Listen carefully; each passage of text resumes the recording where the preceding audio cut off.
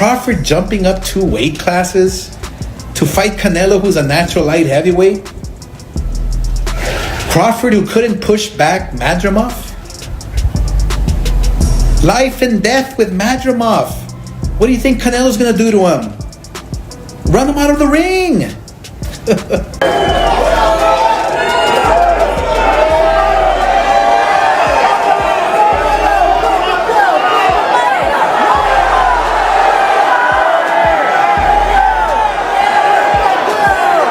Oscar De La Hoya's sudden change of stance has stirred controversy just months ahead of one of boxing's most anticipated matchups.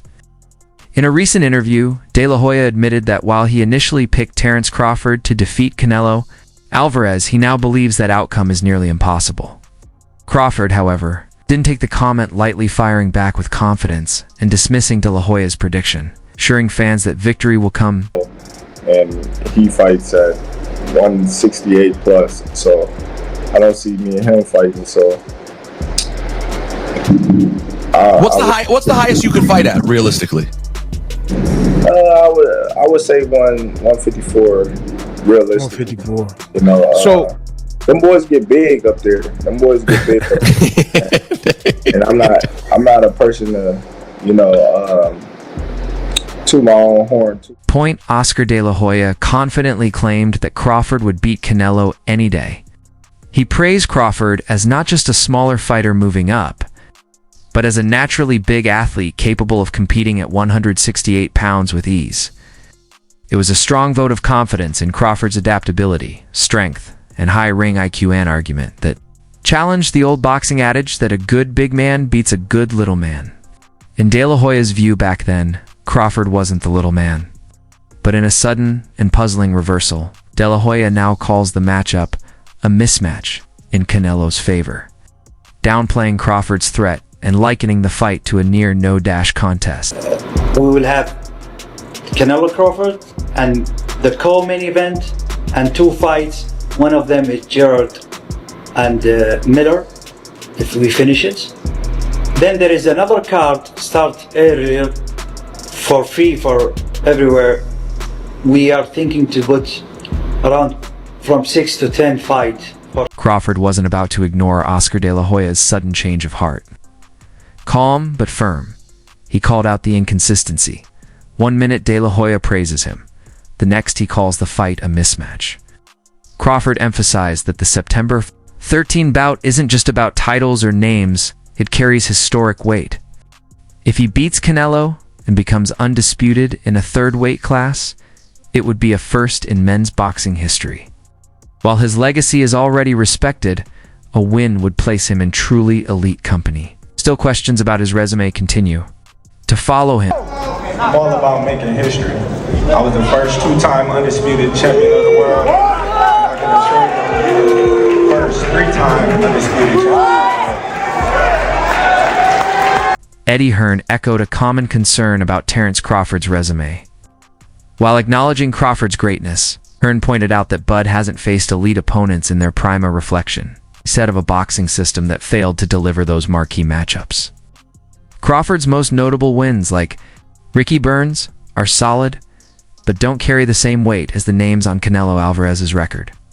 Even dominant victories over Kell Brook, Amir Khan, and Errol Spence Jr. come with caveats. Brook and Khan were seen as past their prime, while Spence had lingering questions following his car crash and long knockout Charlo. Oh, you really think that he's gonna knock out Crawford? I would pick Terence Crawford to beat a Canelo Alvarez, even at 168. Everybody can call me crazy and whatever you want to say. I get it. Y'all didn't believe me when I told you about Spence, but trust me, Crawford will figure out a way. I know a secret y'all don't know, and I ain't gonna tell you why I would pick Terence Crawford, but it's part of the secret, is the reason why I'm picking him to win the fight. So. Alvarez boasts a stacked resume filled with elite names. From Floyd Mayweather to Gennady Golovkin, Sergey Kovalev, Miguel Cotto, and Caleb Plant. He has faced top-tier opponents across multiple weight classes in pursuit of legacy and titles. While some of those wins, like Golovkin and Kovalev, come with caveats around timing or controversy, that's often the nature of high-level boxing. Despite past criticisms, figures like Oscar De La Hoya and Eddie Hearn now point to Canelo's experience as a key edge. He's not just the bigger man, he's battle-tested in the sport's biggest moment. I say before, he's a great fighter. But if you look at his career, mention one elite fighter. Just mention me one elite fighter. So Poster wasn't elite? Not everyone views this as a one-sided matchup. For many fans and analysts, Terence Crawford's technical brilliance is the ultimate equalizer. His footwork, ring IQ, switch hitting ability, and pinpoint timing make him one of the most dangerous fighters in the world. Against Errol Spence, Crawford didn't just win, he dominated, making a top-tier opponent look outclassed with his patience, accuracy, and composure. While the jump to super middleweight is a serious challenge, some believe Crawford's style can offset the size gap.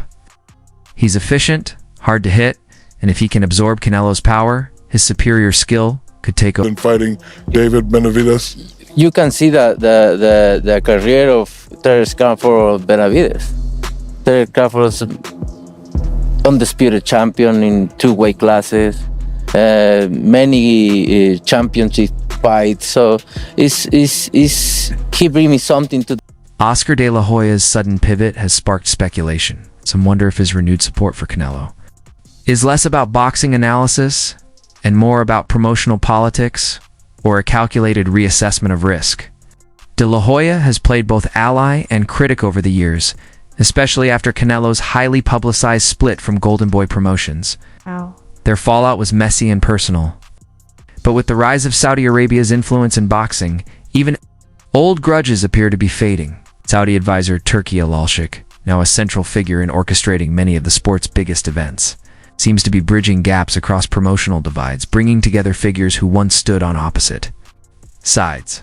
Well, Is there a champion? I'm going to fight another elite There is fighter a champions, in September. good fighters, but elite fighters is different. So- Wait. So I'm going to fight an elite fighter in September. Yeah. Okay. Then we gonna see. wanna find out. Then we're going to find out. Then we gonna And find don't out. get me wrong, you're a great fighter. I know I'm great. You're a great You ain't fighter. gotta But tell are me you I'm gonna great. find out? I hope But I'm talking about your elite. uncle Turki Al-Alshik pay you enough money because it's gonna be the last. That's It for may sure. be. It may be. Maybe. I hope he pay you enough. But you know, after fighters fight me, they never the same. So Al-Alshik's role in